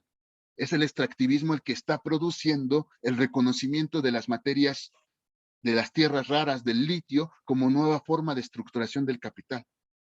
Pero esto entonces nos dice que el extractivismo no es, que creo que es lo que quisiste decir, no es una segunda fuente o no es la consecuencia del mundo tecnodigital. Al contrario, este está en el fondo. Y está en el fondo por una cosa que yo quiero afirmar en todo el curso. Está en el fondo porque lo que siempre interesó es la apropiación del espacio, la apropiación del oikeios. Hay algo ahí con el oikos. El oikos se reduce a la reproducción de la familia, a la reproducción de la vida como Zoé. Así lo entendió Agamben, así lo entendió Foucault. Cuando yo digo oikeios, me refiero justamente a la relación y a la subsistencia del hombre y la naturaleza, de ese doble vínculo entre espacio y vida. Occidente no puede pensar oikeios, no puede pensar la ecobiopolítica, porque el fondo sustancial de Occidente es ocupar el espacio, ocupar el oikeios y no preocuparse de la relación que tenemos con él. No preocuparse de la destrucción. Y el no preocuparse de la destrucción que hace en su relación con el oikeios, pues asistimos al fin de los tiempos. No del tiempo de lo humano, sino quizá de lo que entendemos por tierra, que es justamente lo que decía Valeria. Asistimos al tiempo de la destrucción catastrófica por medio de la crisis climática. Asistimos al tiempo de la destrucción catastrófica por medio de los virus. Estamos en el mundo de las destrucciones, pero yo creo que no es solamente la culpa de un dispositivo del poder, sino es la culpa del modo de apropiación de oikeios. No sé si te respondo. Sí, Claro, es mía. Ah, no es cierto. Es broma, Martito. Genial. entonces eso sería decir que la génesis de todo este proceso está incluso más allá de la modernidad, ¿no? O sea, Sí, pues, sí, es realmente una fenomenología de prácticamente, sería decir, bueno, según yo sería decir que sería una fenomenología desde la humanidad más que Sí, yo pensaría que desde Occidente, yo pensaría que desde la propia estructura occidental de la excepción. Por eso diría, Agamben se la rifa bien chido porque explica todo. Lo que le falta explicar es el momento en el cual Occidente se olvidó de lo Ikeyos. Pero, o sea, si vamos a que o sea, lo que está de fondo es la lógica de la expansión o de la apropiación de los espacios, pues también podríamos decir que eso no es una característica solamente occidental, ¿no? O sea, aquí también los pueblos originarios también se peleaban justo por la expansión de su territorio, ¿no? Bueno, hay unos pueblos, pero hay una experiencia que se llama, en todos los pueblos, una relación con la madre naturaleza de un orden distinto, en la cual el doble vínculo entre vida y espacio de vida está más respetado. Hay pueblos originarios que al defender su espacio de vida, están defendiendo la vida, porque esa resistencia permite entender una dinámica distinta a la propia forma de lo Ikeyos occidental. Yo pensaría que en efecto, esa forma violenta de apropiación del espacio no solamente es occidental, pero hay pueblos en América y en otros lugares que no tienen esa relación con la naturaleza ni con el espacio, que no se apropian del espacio, sino que viven en el espacio y aprendan a vivir en, con y para el espacio. Y ahí es justamente una materia. Erlinda, ¿quieres decir algo? Sí, pero no sé si se salga del tema, es más como en resumen a todo lo que hemos estado platicando. Ok. Sí, bueno, pues es que siempre que leemos y platicamos sobre estos temas que hacen como cierta crítica a esta era tecnológica virtual que estamos viviendo, siempre me dejan como con cierta incomodidad, ya hablando del tema de discapacidades y todo eso, siento que de cierta forma se está como criticando ciertas cosas que ayudan a mantener vivas y dentro de, pues, a relacionarse un poco más dentro del mundo a las personas con discapacidad. Entonces me causa como, no sé, como cierta sospecha solamente aventar las críticas y no hablar de estas otras dimensiones. Porque, pues pienso, por ejemplo, de cierta forma, cuando hablamos de toda esta, pues, como lo dicen luego, la idiotización a la que nos llevan los aparatos tecnológicos, siento que se deja de lado, pues que estos dispositivos también han creado cierta forma de realidad virtual que ayuda a las personas con discapacidad a vincularse, tanto entre ellas como con otras personas en el mundo. Entonces, por ejemplo, pues también cuando hablamos de esto de las ciudades inteligentes, pues también pienso que pueden llegar a parecer hostiles para ciertas personas, pero de otra forma son la única forma de vida que puede, pues, permitirle a ciertas personas con ciertas discapacidades pues salir al mundo real, a vincularse, pues no sé, cara a cara con otras personas. Entonces pienso que de cierta forma al hablar de estas, pues no sé, al dar este tipo de críticas, también se debe de pensar en eso porque pues claro que hay ciertas discapacidades que también han llegado a ser gracias a todos estos tipos de nuevas tecnologías que tenemos, pero por otra parte, pues son este tipo de cosas lo que mantiene vivas a las personas con discapacidad. Entonces pienso que es contradictorio al mismo tiempo lo que las ayuda a vivir también las mata y por otra parte, pues las personas que aprovechan y critican todas estas tecnologías, pues no son personas con discapacidad. Entonces siento que sí se queda como de lado todo ese tema. Ok. Y Muy buena observación, muy buen comentario. En el caso de Bifo, no es así. Creo que es una buena observación siempre para tomarla en cuenta con respecto a las tecnologías digitales y es una buena observación para tomarla en cuenta siempre que estamos haciendo crítica de algo y sin tomar en cuenta otras opciones, otras formas de vida, ¿no? Bifo se concentra en explicar, bueno, para que quede un poco más claro, Bifo se concentra en explicar cómo el General Intellect ha sido absorbido o ha permitido continuar el esquema económico en otra fuente que sería la digital. Y de esa manera nos permite explicar cómo esto produce todo un espacio sensitivo, conectivo de la experiencia humana que nos lleva al final de los tiempos. Pero Bifo, y ahí ya como invitando más bien, apela a que ese General Intellect, a que ese esquema digital no es malo por sí y tiene cosas positivas. Y tiene textos en los cuales él justo se pregunta sobre una dimensión positiva o más bien, o la dimensión positiva del General Intellect. Y él es justamente el primero que dirá, bueno, es que el problema no es el General Intellect, el problema es el modo en el cual usamos el General Intellect.